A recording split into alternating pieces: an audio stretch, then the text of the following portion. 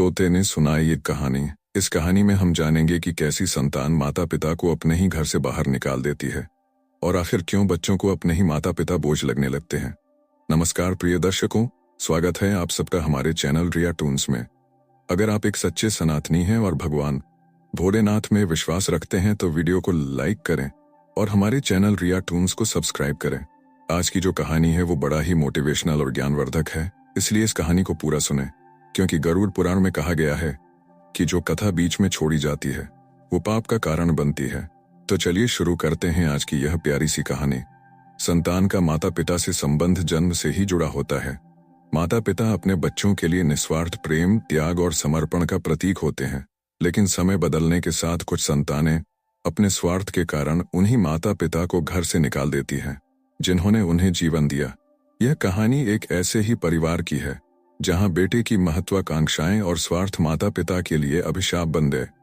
एक गांव के छोटे से कस्बे में मोहनलाल और उनकी पत्नी सरला देवी रहते थे। वे मेहनती किसान थे और अपनी छोटी सी जमीन पर खेती करके जीवन यापन करते थे। उनका एक ही बेटा था, रवि। मोहनलाल और सरला ने रवि को अच्छी शिक्षा दिलाने के लिए अपना सब कुछ न्यौछावर कर दिया। उन्होंने दिन रात मेहनत की, फसलें उगाईं और अपनी इच्छाओं का बलिदान कर रवि को शहर के नामी कॉलेज में पढ़ने भेजा। रवि पढ़ाई में होशियार था। उसने इंजीनियरिंग की पढ़ाई पूरी की और एक बड़ी कंपनी में नौकरी पा ली। नौकरी लगने के बाद रवि का शहर में ही रहना जरूरी हो गया। माता पिता को इस बात का गर्व था कि उनका बेटा अब अपने पैरों पर खड़ा हो गया है। कुछ ही सालों में रवि ने एक बड़ा घर खरीद लिया और वहीं रहने लगा। धीरे धीरे रवि की शादी की बात चलने लगी। मोहनलाल और सरला ने सोचा कि अब वे भी शहर जाकर बेटे के साथ रहेंगे और बहू के साथ मिलकर खुशहाल जीवन बिताएंगे, लेकिन रवि की सोच कुछ और ही थी। रवि की शादी रीना से हुई, जो एक आधुनिक सोच वाली लड़की थी। रीना शहर में पली बड़ी थी और उसे गांव का रहन सहन पसंद नहीं था। उसे मोहनलाल और सरला का गांव से आकर उनके साथ रहना पसंद नहीं था। कुछ ही महीनों में रीना ने रवि के मन में यह बात डाल दी कि उसके माता पिता का शहर में कोई काम नहीं है और उनके साथ रहने से उनका निजी जीवन बाधित हो रहा है। धीरे धीरे रवि भी रीना की बातों में आने लगा। वह माता पिता से दूर रहने लगा और कम ही बात करता।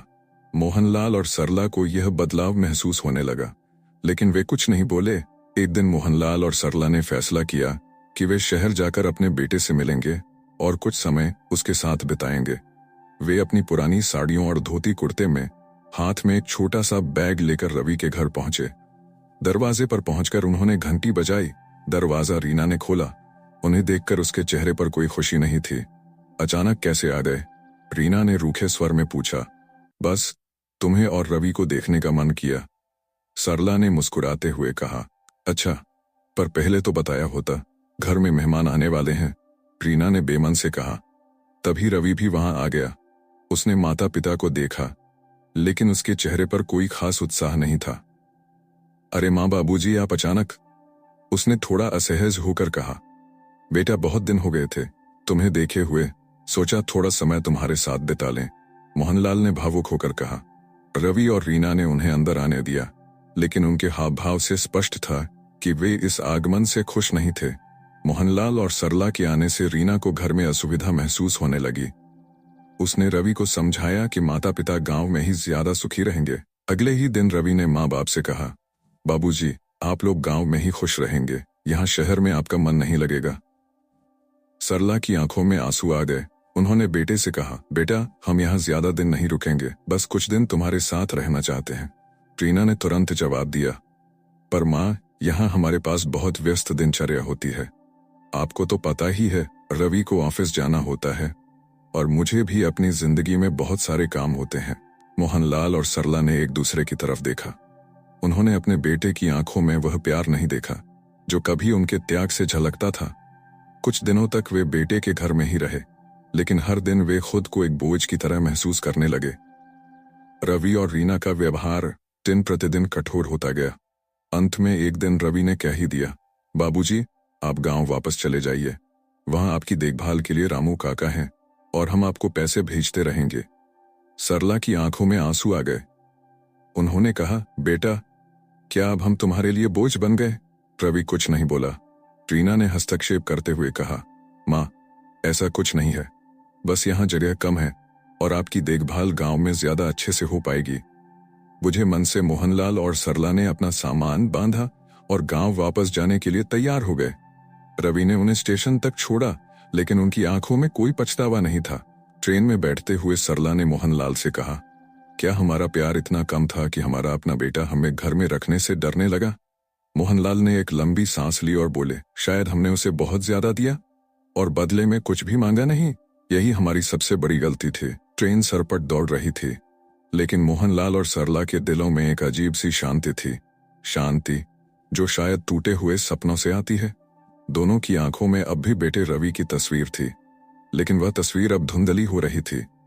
स्टेशन पर पहुंचकर वे चुपचाप गांव के लिए बस पकड़ने लगे। गांव में लौटते समय रास्ते भर उनकी आंखों में आंसू थे, लेकिन उन्होंने एक दूसरे से कुछ नहीं कहा। गांव पहुंचकर जब वे अपने पुराने घर में दाखिल हुए तो हर चीज वैसी ही थी जैसी वे छोड़कर गए थे, लेकिन अब यह घर उन्हें और भी बड़ा और खाली लगने लगा। सरला ने चुपचाप घर का कोना साफ किया और धूल झाड़ने लगी। मोहनलाल आंगन में बैठकर सूनी आंखों से आसमान की तरफ देखने लगा। कुछ ही दिनों में गांव वालों को पता चल गया कि रवि ने अपने माता पिता को वापस भेज दिया है। रामू काका, जो उनके पुराने मित्र थे, एक दिन आकर बोले, भैया, बेटा जब बड़ा हो जाता है तो अपने पैरों पर खड़ा होना चाहता है, लेकिन क्या इसका मतलब यह है कि वह अपने माता पिता को छोड़ दे? मोहनलाल हल्की मुस्कान के साथ बोले, रामू, शायद यह आज की दुनिया की सच्चाई है। अब हमें अपने ही घर में मेहमान की तरह रहना सीखना होगा। सरला ने कुछ नहीं कहा। अब वह रोज शाम को छत पर जाकर घंटों बैठी रहती, दूर कहीं देखते हुए। इधर शहर में रवि और रीना अपनी जिंदगी में व्यस्त थे। रवि को अब कोई चिंता नहीं थी कि उसके माता पिता उसके साथ रहेंगे। घर में सिर्फ वह, रीना और उनकी सुख सुविधाएं थीं। लेकिन कभी कभी जब वह अकेला होता तो उसके दिल में एक अजीब सी बेचैनी उठती। वह अपने बचपन के दिनों को याद करता, जब उसकी माँ उसके लिए हाथ से बना हुआ खाना बनाती थी, जब उसके पिता रात को उसकी पढ़ाई के लिए जागते थे। एक दिन ऑफिस में काम करते करते रवि के मोबाइल पर एक अनजान नंबर से कॉल आया।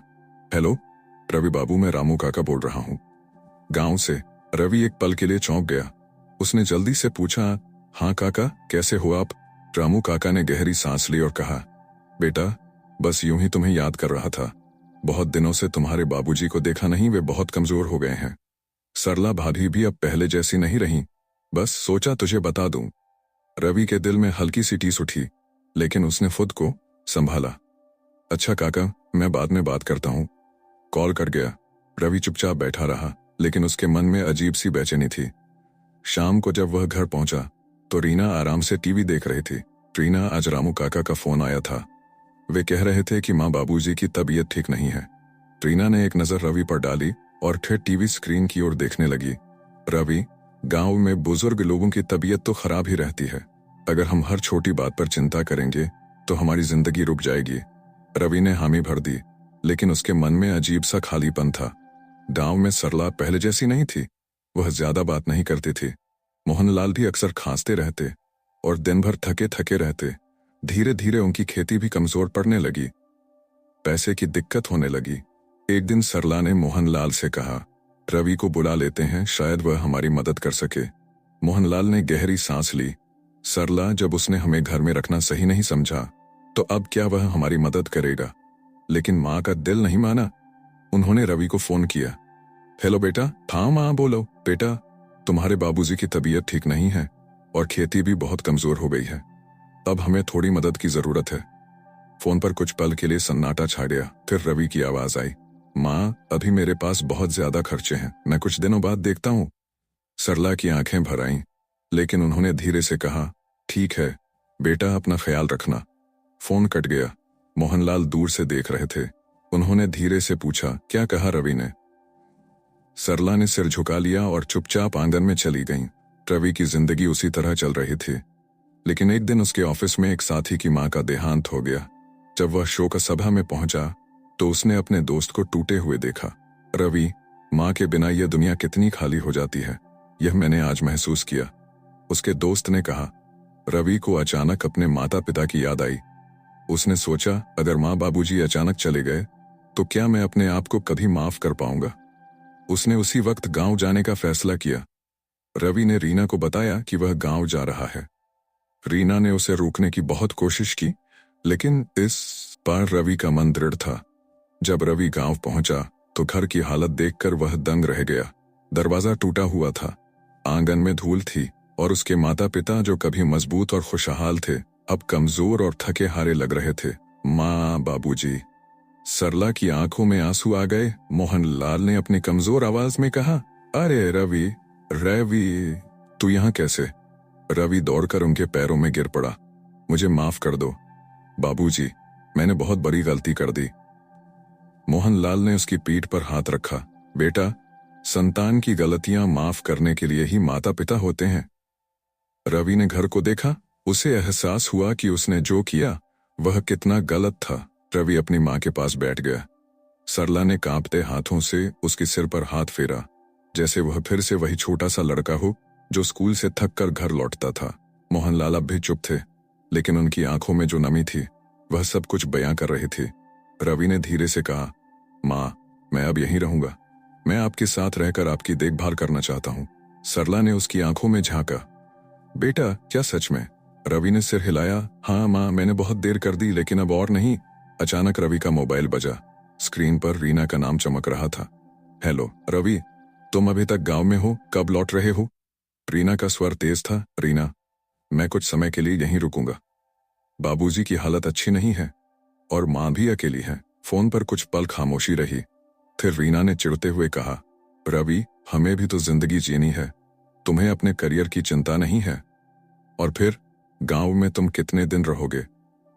रवि के मन में हलचल मच गई, लेकिन इस बार वह ठहर कर बोला, रीना, मेरे माता पिता ने मेरे लिए अपना सब कुछ कुर्बान कर दिया। क्या कुछ समय उनके साथ बिताना मेरा फर्ज नहीं है? रीना ने ठंडी आवाज में कहा। रवि, अगर तुम यहीं रहना चाहते हो तो रहो, लेकिन मैं इस गांव में नहीं आऊंगी। फोन कट गया। रवि ने गहरी सांस ली। उसे समझ आ गया था कि अब उसे अपने फैसले खुद लेने होंगे। अगले कुछ हफ्तों में रवि ने अपने माता पिता की देखभाल शुरू कर दी। वह मोहनलाल को डॉक्टर के पास ले गया, दवाइयां लाया और घर के टूटे हुए हिस्सों की मरम्मत करने लगा। धीरे धीरे मोहनलाल और सरला की हालत सुधरने लगी। सरला को देखकर गांव की औरतें कहने लगीं, भाभी, तुम्हारा बेटा वापस आ गया, अब तुम्हारी तकलीफें खत्म हो जाएंगी। लेकिन हर रात जब रवि अपने कमरे में जाता तो रीना का खालीपन उसे महसूस होता। क्या रीना कभी उसे समझेगी? क्या वह वापस आएगी? रीना अब शहर में अकेली थी। कुछ दिन तो उसे अच्छा लगा, लेकिन फिर धीरे धीरे उसे एहसास होने लगा कि रवि का ना होना उसे खलने लगा था। एक दिन उसकी सहेली सुमन उससे मिलने आई। क्या हुआ रीना, आजकल तुम बहुत चुप रहती हो? रीना ने लंबी सांस ली और बोली, रवि अब गांव में अपने माता पिता के साथ रहना चाहता है। उसने अपनी जिंदगी और करियर छोड़ दिया। सुमन मुस्कुराई। और तुम उसे अपने माता पिता के लिए दोष दे रही हो? रीना ने चौंक कर उसकी ओर देखा। क्या मतलब? रीना, जब तुम्हारे माता पिता बीमार होते हैं तब तुम उनकी देखभाल करने के लिए दौड़ पड़ती हो, लेकिन जब रवि ने यही किया तो वह गलत हो गया। रीना के पास कोई जवाब नहीं था। गांव में रवि ने एक नया काम शुरू करने का सोचा। उसने अपनी बचत के पैसों से एक छोटा सा डेयरी फार्म खोलने का फैसला किया। उसने गांव के कुछ बेरोजगार युवकों को भी साथ लिया। धीरे धीरे उसकी मेहनत रंग लाने लगी। फार्म से अच्छा मुनाफा होने लगा और गांव के लोग भी उसकी तारीफ करने लगे। मोहनलाल अपने बेटे को देखकर गर्व से भर गए। रवि, बेटा, हमें तुम पर बहुत गर्व है। रवि मुस्कुराया, लेकिन उसके दिल में अब भी रीना की कमी थी। एक शाम रवि अपने खेत में बैठा था कि अचानक उसे पीछे से किसी के पैरों की आहट सुनाई दी। उसने मुड़कर देखा। वह रीना थी। रीना की आंखों में नमी थी। रवि, मैं बहुत स्वार्थी थी। मैंने तुम्हारे माता पिता को अपना नहीं समझा, लेकिन अब मैं समझ गई हूं कि परिवार केवल पति पत्नी तक सीमित नहीं होता। रवि ने कुछ नहीं कहा। उसने बस रीना को देखा और उसकी आंखों में वही प्यार था जो हमेशा से था। रीना ने आगे बढ़कर रवि का हाथ थाम लिया। उसकी आंखों में अपराध बोध, पछतावा और प्रेम एक साथ झलक रहा था। रवि ने गहरी सांस ली और अपने हाथ को धीरे से छुड़ाकर कहा, रीना, तुम अचानक यहाँ कैसे आई? रीना ने सिर झुका लिया। रवि, जब तुम गए तो मुझे लगा कि मैं आजाद हो गई हूँ, लेकिन कुछ ही दिनों में समझ आ गया कि तुम्हारे बिना मेरा जीवन अधूरा है। जब मैं अकेली पड़ी तब एहसास हुआ कि जो बात मुझे तुम्हारी कमजोरी लग रही थी वही तुम्हारी सबसे बड़ी ताकत थी। तुम अपने माता पिता से जुड़ाव महसूस करते हो। रवि चुप रहा। वह रीना को देख रहा था, लेकिन उसकी आंखों में अब पहले जैसा भरोसा नहीं था। तो अब क्या सोचकर आई हो? रवि ने सीधा सवाल किया। रीना की आंखों से आंसू बहने लगे। मैं भी तुम्हारे साथ रहना चाहती हूं, तुम्हारे माता पिता के साथ, इस गांव में। रवि को यकीन नहीं हुआ। वह जानता था कि रीना को शहर की चकाचौंध और सुख सुविधाओं की आदत थी। गांव में बिजली कई बार चली जाती थी, इंटरनेट धीमा था, मॉल और शॉपिंग कॉम्प्लेक्स नहीं थे। क्या रीना सच में यह सब छोड़ पाएगी? रीना, क्या तुम वाकई यहाँ की जिंदगी अपना सकोगी? यह कोई परीक्षा नहीं है कि जब मन हुआ यहाँ रह लिया और जब मन हुआ वापस शहर चले गए। रीना ने गहरी सांस ली। रवि, मैं जानती हूँ कि मैंने पहले स्वार्थी होकर तुम्हें छोड़ दिया, लेकिन अब मैं सच में बदलना चाहती हूँ। अगर तुम मुझे एक मौका दो तो मैं साबित कर दूंगी कि मैं इस परिवार का हिस्सा बन सकती हूँ। रवि कुछ कहने ही वाला था कि तभी सरला और मोहनलाल भी बाहर आ गए। सरला ने रीना को देखा और उनकी आंखों में हल्की चमक आ गई। रीना बेटी, तू यहाँ कैसे? रीना तुरंत उनके पैरों में झुक गई। माँ, मुझे माफ कर दीजिए, मैंने आपको कभी माँ नहीं माना, लेकिन अब मैं अपनी गलती सुधारना चाहती हूँ। मुझे भी इस परिवार का हिस्सा बना लीजिए। सरला की आंखें भर आईं। उन्होंने रीना को उठाकर गले से लगा लिया। बेटा, माँ बाप के लिए संतान कभी पराई नहीं होती। अगर तुम सच में हमारे साथ रहना चाहती हो तो हमें तुमसे कोई शिकायत नहीं। मोहनलाल अब भी गंभीर खड़े थे। उन्होंने धीरे से कहा, रीना, अगर तुम्हारा मन बदला तो? रीना ने उनकी ओर देखा और दृढ़ता से बोली, बाबूजी, इस बार मैं अपने मन से नहीं, अपने दिल से आई हूं। रीना ने अगले ही दिन से अपने आप को गांव के जीवन में ढालने की कोशिश शुरू कर दी। सुबह जल्दी उठकर वह सरला के साथ चूल्हे पर खाना बनाने में मदद करने लगी। पहले पहल उसे दिक्कत हुई, उसके हाथ जल गए, लकड़ी का धुआं उसकी आंखों में लगने लगा, लेकिन उसने हार नहीं मानी। एक दिन जब वह खेत पर गई तो वहां काम कर रहे मजदूरों ने आपस में फुसफुसाते हुए कहा, देखो, शहर वाली बहू आई है, देखना 2 दिन भी यहां नहीं टिक पाएगी। रीना ने सुना लेकिन अनसुना कर दिया। उसने खेत में जाकर काम करना शुरू कर दिया। वह मिट्टी में सनी, धूप में झुलस गई, लेकिन उसने हार नहीं मानी। धीरे धीरे गांव की औरतें भी उसे अपनाने लगीं। रवि अब भी थोड़ा संदेह में था। वह देख रहा था कि रीना कोशिश कर रही है, लेकिन क्या यह बदलाव स्थायी होगा? कुछ हफ्तों बाद रीना ने एक बड़ा कदम उठाया। उसने रवि से कहा, रवि, हम तुम्हारे डेयरी फार्म को और बड़ा कर सकते हैं। मैंने कुछ योजनाएं बनाई हैं। अगर हम गांव की दूसरी औरतों को भी इस काम से जोड़ें तो वे आत्मनिर्भर हो सकती हैं। रवि को यह विचार पसंद आया। उसने रीना के साथ मिलकर गांव की औरतों को इकट्ठा किया और उन्हें समझाया कि वे कैसे दूध उत्पादन बढ़ाकर और अधिक लाभ कमा सकती हैं। कुछ ही महीनों में यह फार्म गांव की महिलाओं के लिए आजीविका का साधन बन गया। अब गांव के लोग रीना की तारीफ करने लगे। वही लोग जो कहते थे कि यह शहर वाली यहां नहीं टिकेगी, अब कहने लगे, बहू ने गांव की तकदीर बदल दी। एक दिन गांव में अचानक बाढ़ आ गई। खेतों में पानी भर गया, घरों में पानी घुस गया। रवि, मोहनलाल और गांव के बाकी लोग मदद के लिए दौड़े। रीना भी बिना किसी हिचकिचाहट के सबकी मदद करने लगी। वह औरतों और बच्चों को सुरक्षित स्थान पर ले जाने में लगी रही। जब पानी उतरने लगा तो पता चला कि उनके डेयरी फार्म को भारी नुकसान हुआ है। कई गायें बह गईं और फार्म की आधी संपत्ति नष्ट हो गई। रवि दुखी होकर सिर पकड़कर बैठ गया। हमने इतनी मेहनत की थी, सब बर्बाद हो गया। रीना ने उसके कंधे पर हाथ रखा। रवि, अगर हमने इसे एक बार खड़ा किया है तो दोबारा भी कर सकते हैं। हम हार नहीं मान सकते। रवि ने उसकी आंखों में देखा। अब उसे यकीन हो गया था, रीना सच में बदल गई थी। रीना ने रवि की ओर देखा। उसकी आंखों में आत्मविश्वास झलक रहा था। बाढ़ ने उनके डेयरी फार्म को तहस नहस कर दिया था, लेकिन रीना की हिम्मत नहीं टूटी थी। उसने गांव की महिलाओं को इकट्ठा किया और कहा, हमने पहले भी अपने दम पर यह काम खड़ा किया था और हम दोबारा कर सकते हैं। हमें हिम्मत नहीं हारनी चाहिए।